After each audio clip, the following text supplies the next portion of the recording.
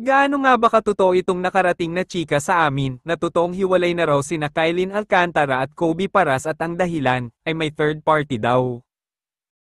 Ito'y taliwas nga sa naging pahayag ni Benji Paras na very much together pa rin daw ang anak niyang si Kobe at ang kapuso actress na si Kylin.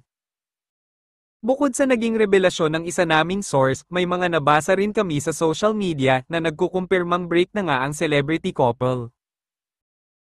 Ang claim ng ilang fans ni Kylin, isang babaeng may asawa na ang naging dahilan umano kung bakit nakipaghiwalay ang dalaga kay Kobe. Ang paglalarawan nila sa girl, base sa Instagram page nito, ay maganda at sexy. 2 years na raw nagsasama ang babae at asawa nito.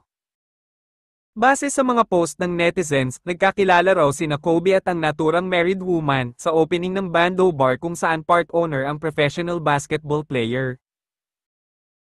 Ang chika pa ng fans ni Kylin, nabasa raw ng aktres ang palitan ng mensahe ni Kobe at ng babaeng pamilyado na naging dahilan ng breakup umano ng magjowa. Sa isang Instagram video ni Kylin, makikitang kinakanta niya ang You'll Be In My Heart ni Phil Collins na may caption na, "Here's for you little Kylin, you'll be in my heart.